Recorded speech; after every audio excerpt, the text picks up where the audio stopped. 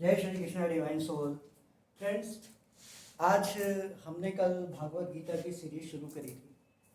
कल पहला दिन था, आज इसका दूसरा दिन है इंट्रोडक्शन का। तो आज हम इंट्रोडक्शन इसका देंगे, शॉर्ट में बताएंगे, और उसके बाद कल से इसका हम हर एक अध्याय के जो कॉन्सेप्ट है उसको हम डिस्कस करेंगे और वो किस तरह से हमारी लाइफ से रिलेवेंट करता है उसके बारे में हम बात करेंगे। तो फ्रेंड्स, कुछ इंपॉर्टेंट फैक्ट्स है जो हम आपको बताना चाहते हैं गीता से संबंधित। सबसे इंपॉर्टेंट फैक्ट तो ये है कि जो भागवत गीता है ये एक वैज्ञानिक बुक है, साइंटिफिक बुक, वैज्ञानिक ग्रंथ कह सकते हैं। और ऐसा ये हम नहीं कह रहे हैं, ऐसा कौन कह रहा है? ऐसा कह रहे हैं नासा के वैज्ञानिक। नासा के वैज्ञानिक इसको वैज्ञानिक बुक मानते हैं। वहां पर नासा में इसका अध्ययन किया जाता है, वहां पर भागवत गीता रखी हुई है, पढ़ी जाती है। तो नासा के वैज्ञानिकों ने इसको वैज्ञानिक ग्रंथ की उपाधि दी हुई है कि यानी कि वो लोग इसको वैज्ञानिक ग्रंथ मानते हैं।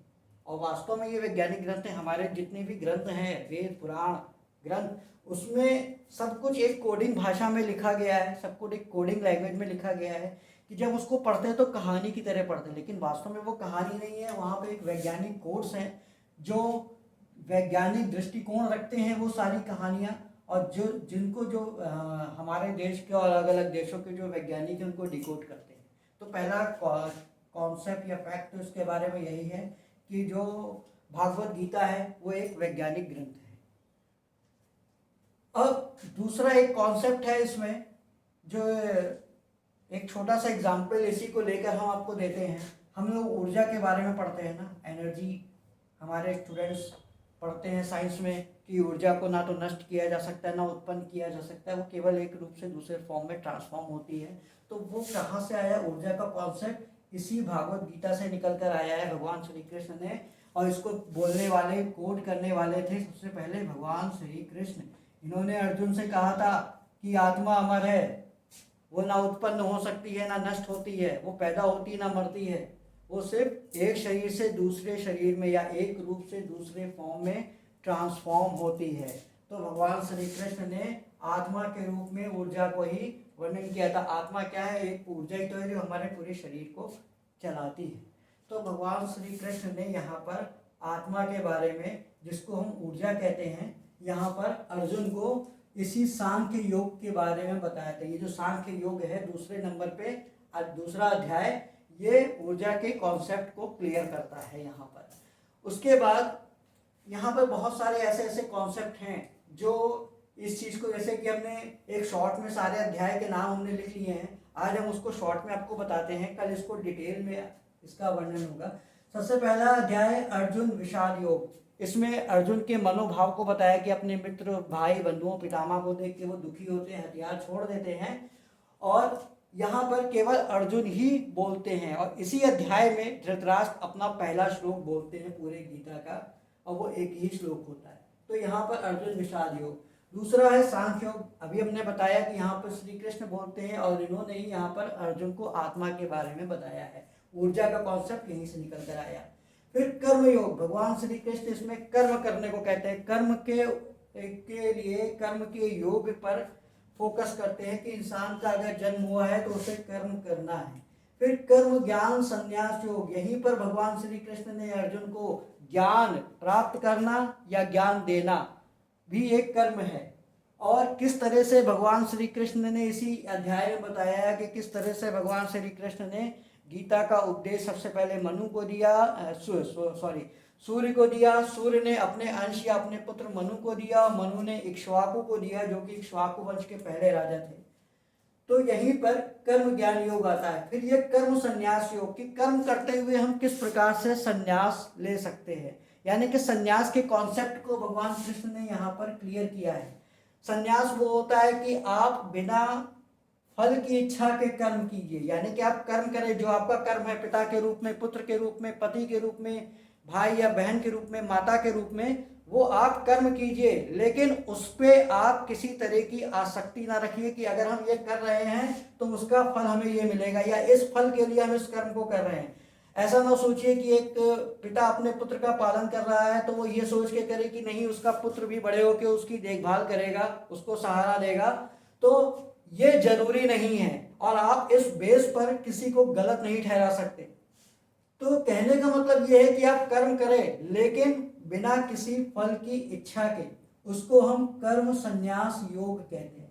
आत्म संयम योग, यहाँ पर भगवान कृष्ण ने अपनी इंद्रियों को कैसे वश में रखना है, आत्म नियंत्रण कैसे करना है, अपने अंदर के विकारों क्रोध काम मोह लोभ इनको कैसे अपने नियंत्रण में रखना है। फिर 7वां अध्याय ज्ञान विज्ञान योग, यहाँ पर बहुत सारी वैज्ञानिक तथ्यों के बारे में भगवान श्री कृष्ण ने वर्णन किया है।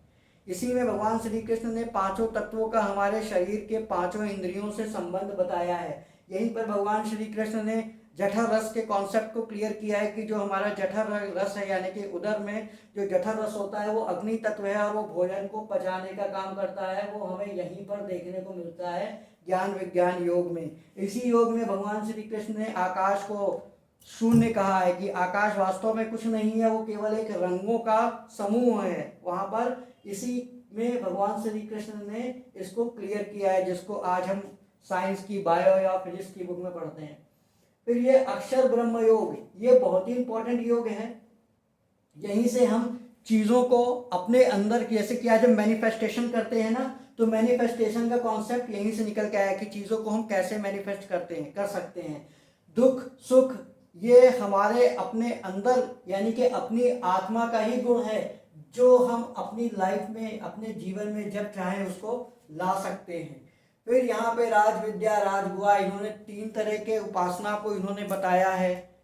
सात्विक उपासना, राजसी उपासना और तामसिक उपासना। इसका वर्णन इसी योग में मिलता है। जो हम ईश्वर की उपासना करते हैं वो सात्विक उपासना है, जो हम राक्षस या यक्षों की पूजा करते हैं वो राजसी उपासना है, और जो हम भूत प्रेत की उपासना करते हैं वो तामसी उपासना है।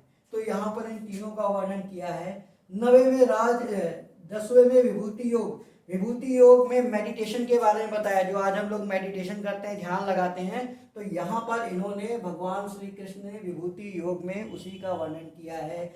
और फिर विश्व दर्शन योग, यानी कि आत्मदर्शन, किस तरह से हम मेडिटेशन करके अपनी आत्मा का दर्शन कर सकते हैं, अपनी आत्मा को पहचान सकते हैं, जिसको हम कहते हैं सेल्फ अवेयरनेस।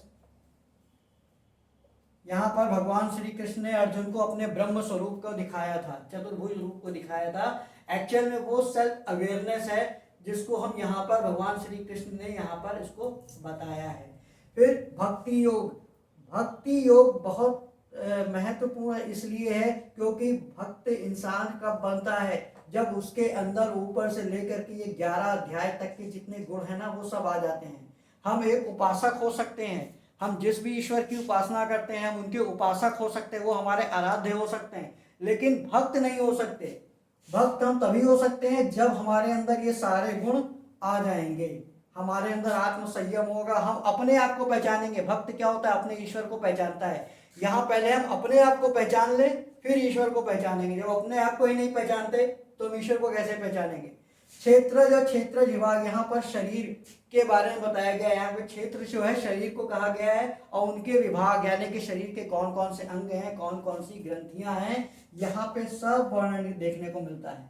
फिर गुणत्रय विभाग, यहाँ पर प्रकृति के बारे में बताया गया है। क्षेत्र को भगवान श्री कृष्ण ने पुरुष कहा है, और गुण यानी कि आत्मा को भगवान श्री कृष्ण ने प्रकृति कहा है। तो इनके मिलने से ही जीवन की उत्पत्ति होती है। तो यहाँ पर हम प्रकृति के बारे में, आत्मा के बारे में समझेंगे। फिर पुरुषोत्तम, एक अच्छे उत्तम पुरुष के कौन से गुण होते हैं, ऐसे प्रभु श्री राम थे, तो यहाँ पर उसका वर्णन देखने को मिलता है। फिर 16वें अध्याय में देवासुर संपाद योग। देवासुर संपाद योग में हमारे अंदर कौन से दैवीय गुण हैं, कौन से आसुरी गुण हैं, इनके बारे में भगवान श्री कृष्ण ने वर्णन किया है। किस तरह से हम आसुरी गुणों को त्याग कर दैवीय गुणों को अपना सकते हैं।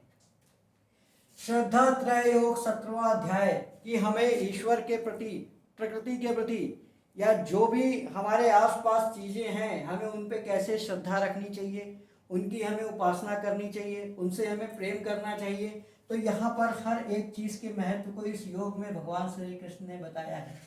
फिर यहाँ पर मोक्ष संन्यास योग, फिर इन सब चीज़ों को करते हुए आप किस प्रकार से मोक्ष को प्राप्त करते हो, इसका वर्णन भगवान श्री कृष्ण ने 18वें अध्याय में किया है। मोक्ष मतलब जीवन और मृत्यु के चक्र से, साइकिल से अपने आप को अलग कर लेना, अपने आप को मुक्त कर देना। तो इस मोक्ष अध्याय में हम इसके बारे में यहाँ पर पढ़ेंगे। तो ये इंट्रोडक्शन के कुछ कॉन्सेप्ट थे जो हमने आज आपके सामने बताए हैं। या आज इंट्रोडक्शन ये पूरा इसका ख़त्म होता है। कल से जो है हम इन सभी अध्यायों का अलग अलग अध्ययन करेंगे, अलग अलग हम देखेंगे किस तरह से हमारी लाइफ में रिलेवेंट होते हैं, कैसे हम इनसे अपनी लाइफ को बेहतर बना सकते हैं। तो ये अध्याय था, ये छोटा सा इंट्रोडक्शन था। और फ्रेंड्स एक चीज़ हम और बता दें आपको, कल जो है अक्षय तृतीया है, इसके बारे में एक वीडियो हम अभी लेकर आएंगे आपके सामने, हम आज ही उसको अपलोड करेंगे उसको भी।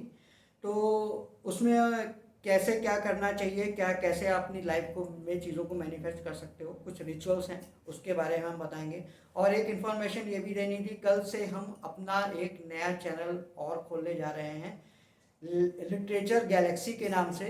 लिटरेचर गैलेक्सी में हम इंग्लिश लिटरेचर और ग्रामर, लैंग्वेज, इनका इसके बारे में हम वीडियो लेकर आएंगे। जो हमारे कॉम्पिटिशन्स होते हैं टीजीटी, पीजीटी के, डीडीएसबी के, और भी जो भी कॉम्पिटिशन्स होते हैं, और जो स्टूडेंट्स भी हैं जो इंटर या हाई स्कूल या ग्रेजुएशन कर रहे हैं, ग्रामर का लेक्चर उनके लिए भी इम्पॉर्टेंट हो सकता है। और लिटरेचर में इसके बारे में हम कल चैनल शुरू कर रहे, हो सकता है वीडियो हम 1-2 दिन बाद अपलोड करें, लेकिन चैनल हम इसको कल लॉन्च कर देंगे। तो फ्रेंड्स जैसे आपने इस चैनल को प्यार दिया है उसको भी आप उतना ही प्यार दें।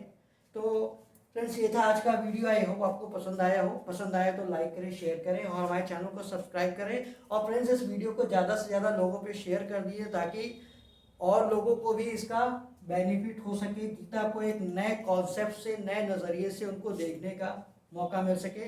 तो नेक्स्ट वीडियो में आपसे मुलाकात होगी, तब तक के लिए राधे राधे।